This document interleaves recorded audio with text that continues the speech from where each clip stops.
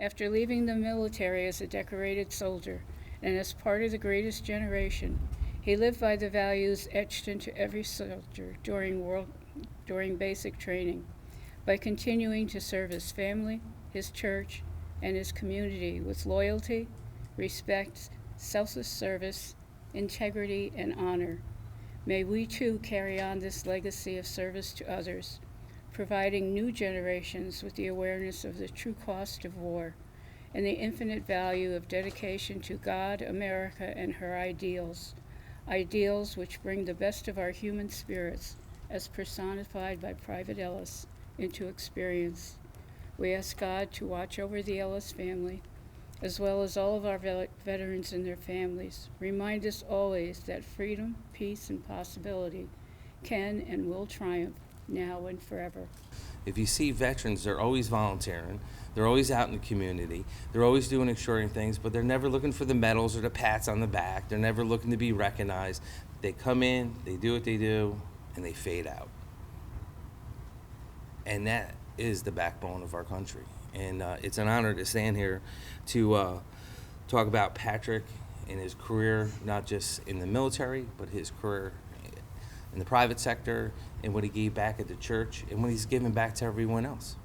So to the family that's here, I know he has a ton of kids. They're all over the place. Senator was telling us, and I'm like, wow. I said, okay. But it's great. And to see that he may be gone, but he's not forgotten, and his legacy lives on. And it's our duty and our responsibility to talk about these people, to make sure that their legacy goes on, their stories go on. And it's everyone else's obligation. I know they always say time heals wounds. It doesn't. People just stop talking about that person that passed away and don't bring it up anymore. You have to bring their name up. You have to talk to them about Christmas time and birthdays when they come up and celebrate them and put stuff out there. Because they might be gone, but they had an impact. And the impact that Patrick has had for generations, we'll never know. But I can assure you as I stand here, there's a lot of people that feel his impact. I hope you know that you carry on your shoulders the legacy of a man who's well remembered and honored. And in honor of his service to our country, to our community, Congressman Tonko wanted to ensure that we have an appropriate way to pay our respects. And that's why he requested that a flag be flown over our nation's capital. And that's the very same capital that represents the democracy, the values, the freedom that Patrick went into battle and war for. We look to men and women like Patrick, who served in World War II, Korea, Vietnam. The dedication and commitment of their service is something that we aspire to. But I believe, someone with Patrick's bona fides, it's a cut above. It's a cut above knowing what he endured for us, coming to this country with probably not a lot in his pocket, and what he ended up providing for so many. Thank you for allowing us this opportunity to honor your dad, uncle, and whoever else is here. It sounds like an amazing extended family.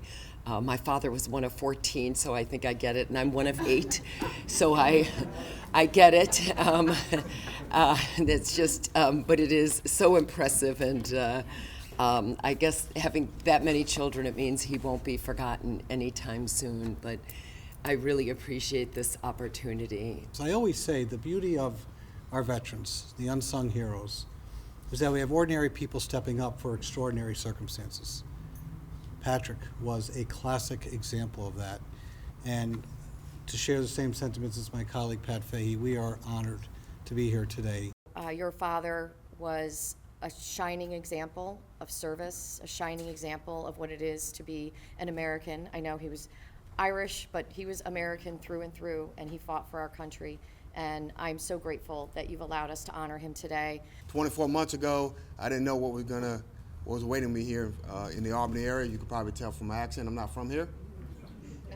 But I've got to know and got to meet some extraordinary family members, and Patrick Ellis, in reflecting on his life and service, is truly just an honor. I don't know exactly how to speak to the person that my father was at this point. Just to say that he spoke very little about his service. And when we say that was indicative of that generation, we all know what we mean by the greatest generation. I looked up what Brokaw meant when he said it.